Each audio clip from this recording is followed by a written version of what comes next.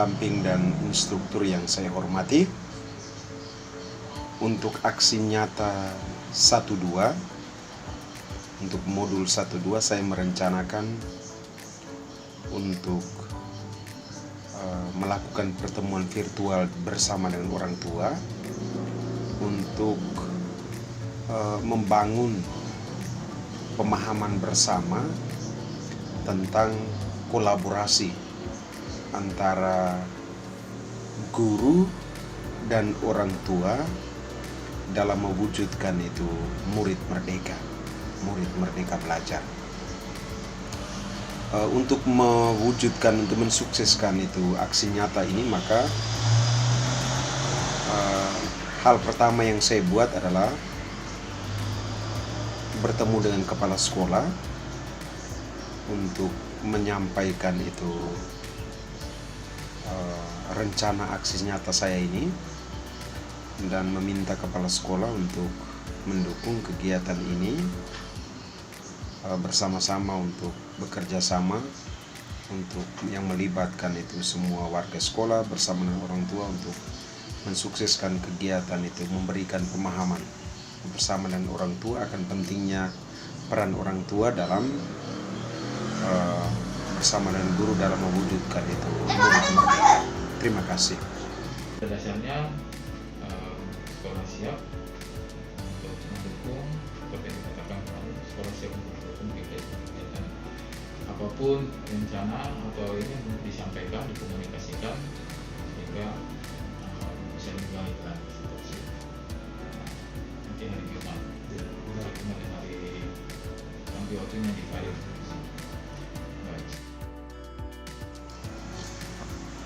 Bapak Ibu pendamping dan instruktur yang saya hormati,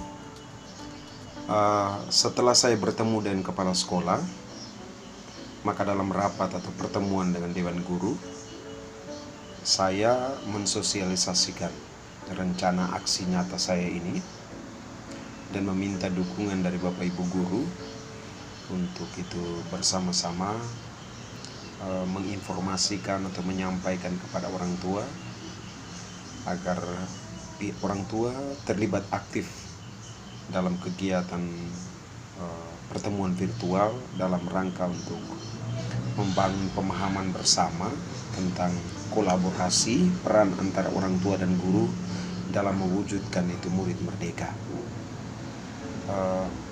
Maksud dari pertemuan bersama dengan Dewan Guru ini maksudnya supaya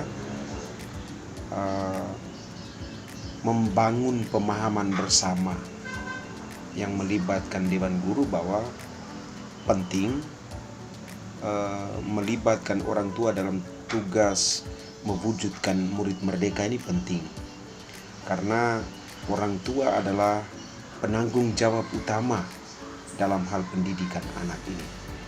Tanpa ada kolaborasi atau peran antara guru dengan orang tua, maka mewujudkan murid merdeka ini hanya sekedar mimpi saja. Itu yang saya sampaikan dalam rapat bersama dengan Dewan Guru. Sekian dan terima kasih. SPI Merdeka Kristus Raja.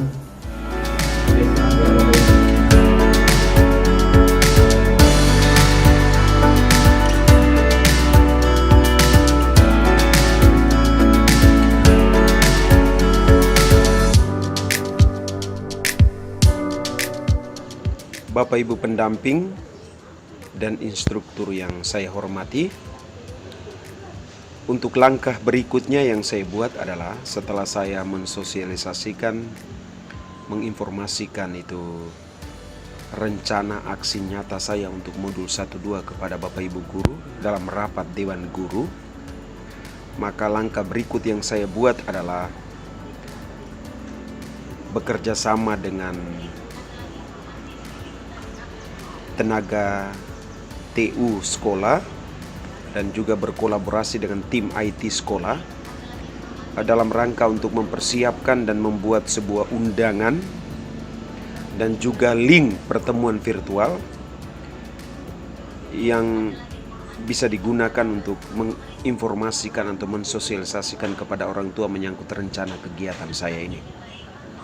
Dan untuk mensukseskan kegiatan ini, supaya undangan link pertemuan ini bisa sampai ke orang tua, maka saya bekerja sama dengan wali-wali kelas, di mana mereka punya paguyuban kelas untuk men-share, melanjutkan atau menginformasikan rencana pertemuan ini dan link pertemuan ini kepada orang tua, agar seluruh orang tua terlibat aktif dalam kegiatan ini. Sekian dan terima kasih.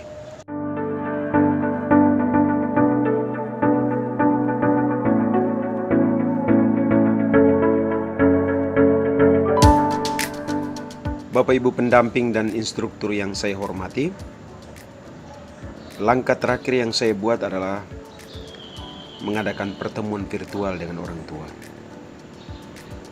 Pertemuan virtual dengan orang tua ini direncanakan mulai pukul 2 sampai dengan 3.30, 1,5 jam, dan yang membawakan materi sehubungan dengan membangun pemahaman bersama antara guru dan orang tua dalam mewujudkan murid merdeka belajar ini adalah saya bersama dengan kepala sekolah. Bapak kepala sekolah membuka pertemuan, kemudian menyampaikan agenda dari pertemuan, kemudian juga membuat evaluasi singkat bersama dengan orang tua menyangkut pembelajaran daring selama ini dan perkembangan atau hasil yang diharapkan, kemudian rencana ke depan.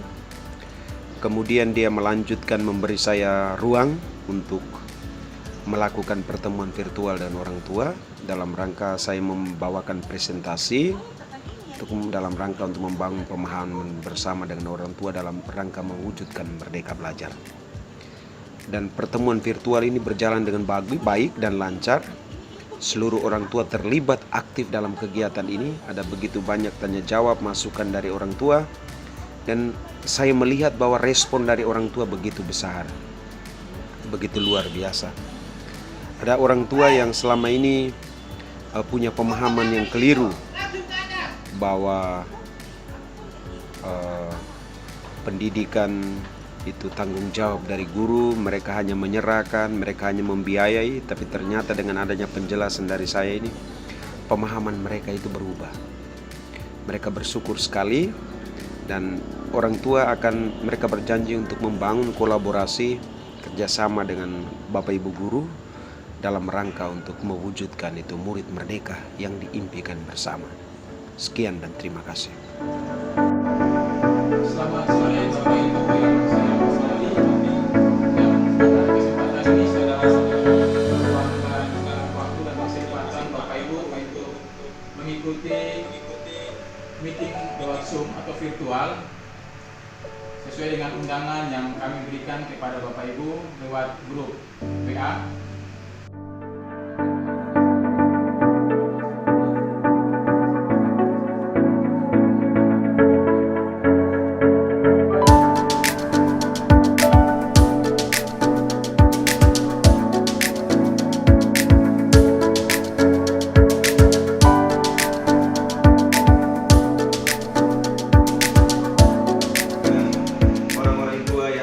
Dan luar biasa semua ini. Terima kasih banyak Bapak Ibu orang tua yang masih setia untuk bersama dengan saya, dengan kepala sekolah sampai dengan sore ini. Semua ini kita lakukan untuk kepentingan anak-anak kita.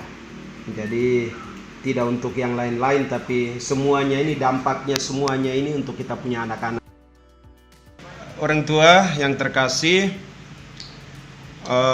materi yang akan saya bawakan ini itu lebih banyak tentang itu bagaimana itu partisipasi atau kolaborasi antara orang tua dan guru untuk membangun pemahaman bersama, bagaimana tanggung jawab kita untuk itu mewujudkan itu anak-anak yang hebat, anak-anak yang luar biasa.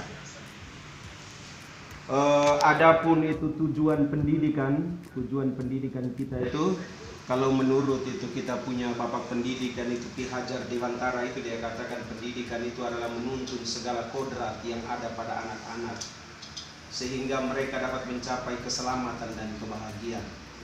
Jadi tugas kita sebagai orang tua, tugas kita sebagai pendidik atau guru itu adalah menuntun Bapak Ibu.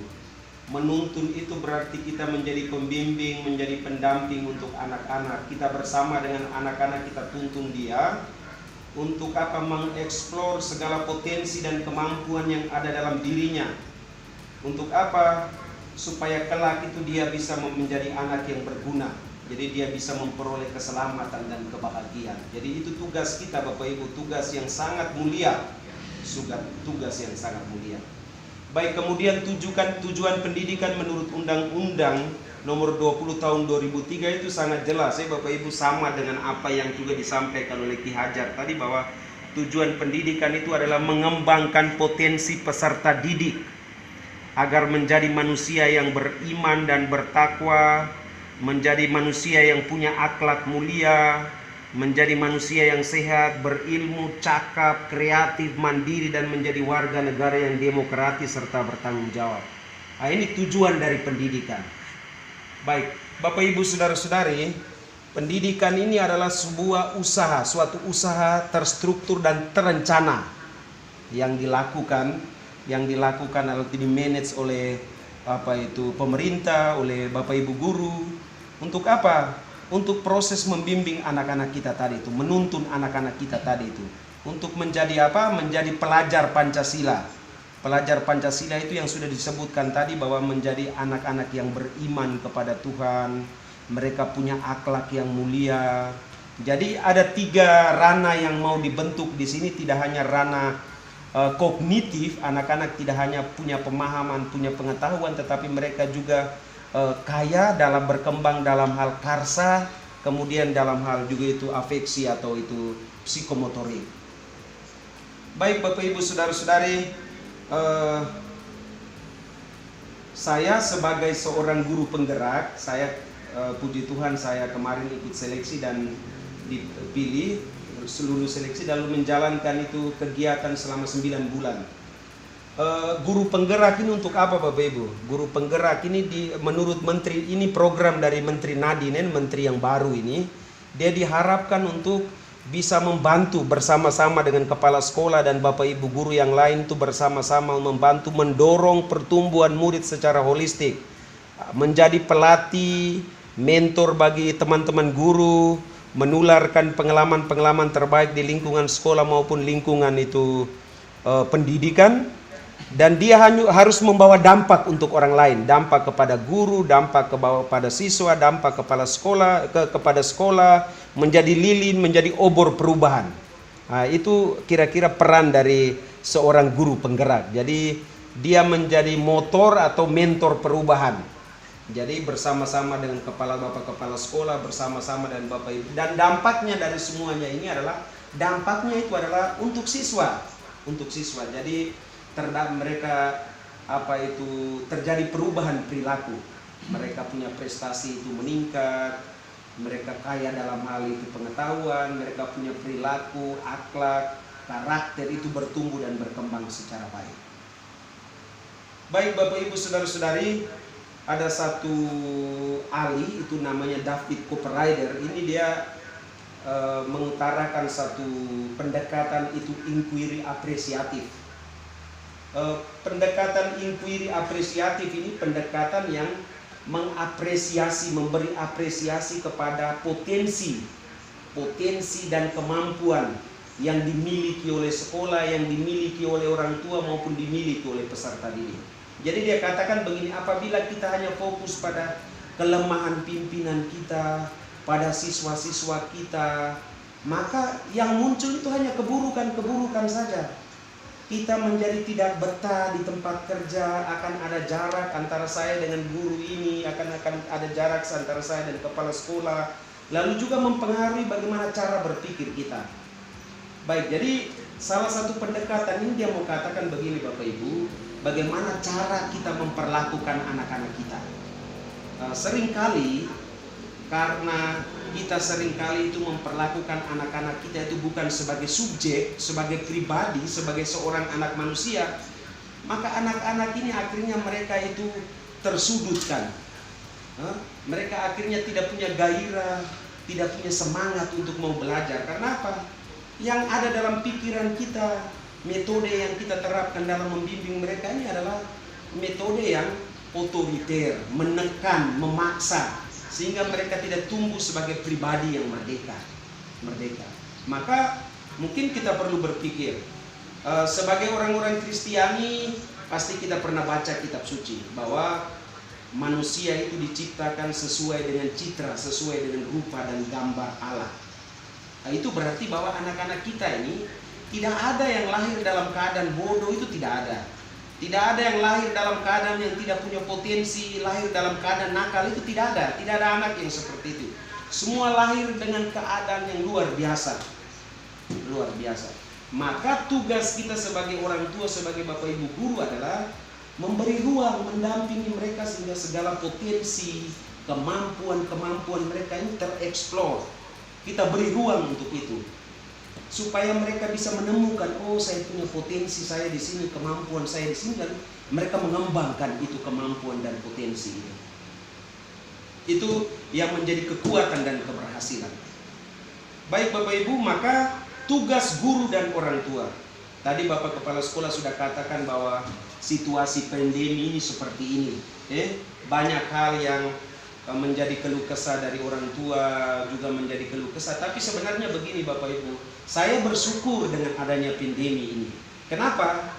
Karena dengan adanya pandemi ini kita orang tua menyadari bahwa ternyata kita punya tugas juga.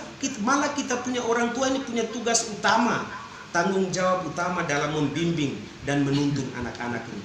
Yang sebelumnya itu kita lebih sibuk kerja, lebih sibuk cari uang, tidak pernah mendekatkan diri dengan anak-anak untuk tanya mereka apa yang menjadi kesulitan. Maka kalau misalnya ada masalah atau ada itu menjadi hal yang biasa, bukan halangan untuk kita mau belajar.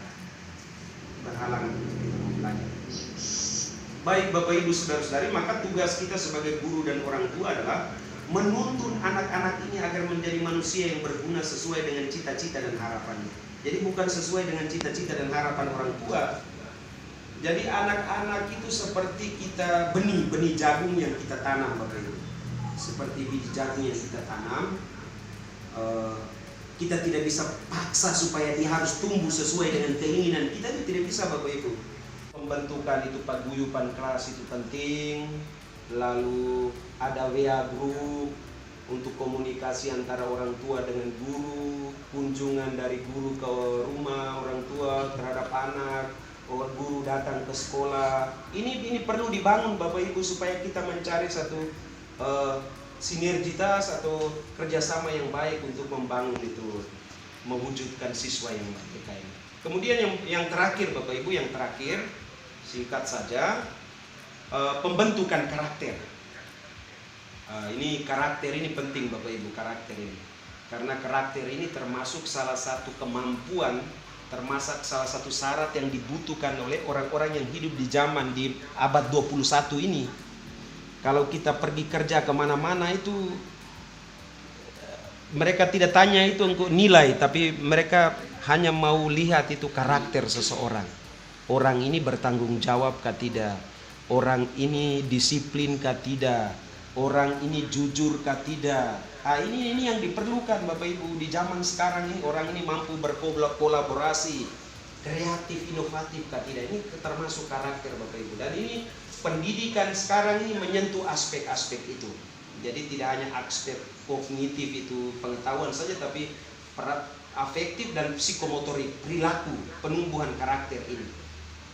Baik, jadi pendidikan karakter itu perlu ditanamkan sejak dini, sejak anak-anak. Agar apa?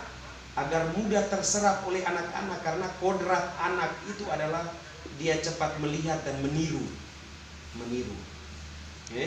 Kalau bapak itu tukang marah-marah di rumah atau guru itu suka marah-marah di rumah, maka anak-anak akan merasa bahwa marah ini itu sesuatu yang benar. Marah ini adalah sesuatu yang benar. Untuk menyelesaikan masalah saya harus marah. Karena apa? Anak-anak meniru, anak-anak melihat Bapak Ibu. Melihat. Baik, jadi metode pembentukan karakter ini melalui pembiasan. Pembiasan itu artinya dilakukan berulang-ulang. Jadi melalui suatu kesepakatan bersama dan dilakukan berulang-ulang. Misalnya aturan di rumah, aturan di sekolah yang merupakan kesepakatan bersama, ini kan dilakukan berulang-ulang, yang kontinu. Kontinu. Kami ini merupakan suatu pembiasan. Lalu kita harus, bukan hukuman yang kita berikan Bapak Ibu, reward. Kita memberi penghargaan, bukan punishment tapi reward. Jadi bukan kepada hukuman tapi kita memberi apresiasi. Seringkali Bapak Ibu, kita orang tua nih, kalau kita punya anak-anak itu masih bayi, masih kecil itu, kita selalu ajarkan mereka untuk terima kasih. Kalau kita buat salah terhadap anak-anak bayi ini, kita bilang, aduh, Bapak minta maaf. Tapi kalau anak-anak sudah besar, kebiasaan itu sudah tidak kita buat lagi. Jangan terima kasih ke dia, nanti dia besar kepala itu anak itu. Padahal sebenarnya ini yang anak-anak butuhkan. Anak-anak butuh. Lalu kemudian keteladanan. Keteladanan ini maksudnya anak-anak melihat keteladanan dari orang tua, keteladanan dari guru. Jadi misalnya kalau anak-anak itu disiplin, mereka lihat dulu gurunya disiplin ke tidak. Kalau anak-anak ini mau jujur, mereka lihat orang tua jujur ke tidak, gurunya jujur ke tidak. Karena mereka meniru, mereka melihat. Kemudian yang berikut, kita mendesain lingkungan yang ramah, yang cocok untuk penanaman nilai-nilai karakter. Kita akan coba Bapak Ibu, kita akan ada rencana untuk mendesain kelas ini. Kita akan tata kelas itu supaya ada pesan-pesan moral di situ, pesan-pesan karakter di situ, supaya anak-anak masuk itu mereka merasa bahwa kita berada di satu lingkungan yang penumbuhan karakter. Ini penting. Kemudian yang terakhir Bapak Ibu, pendidikan yang paling penting itu adalah berdasarkan asas kasih atau cinta kasih. Jadi dasar dari pendidikan itu adalah, kalau menurut ajaran Kristiani itu adalah cinta kasih. Seperti yang diajarkan oleh Tuhan Yesus itu, kasihilah sesama manusia seperti dirimu sendiri. Ketika kita bicara kasih Bapak Ibu, ada pemberian diri yang total di sana. Jadi Bapak Ibu guru sudah tidak melihat itu anaknya Bapak Ibu lagi, tapi yang ada di depannya itu adalah anaknya sendiri. Jadi bukan anak Bapak Ibu lagi, bukan hanya anak Bapak Ibu, tapi kami punya anak sebagai guru.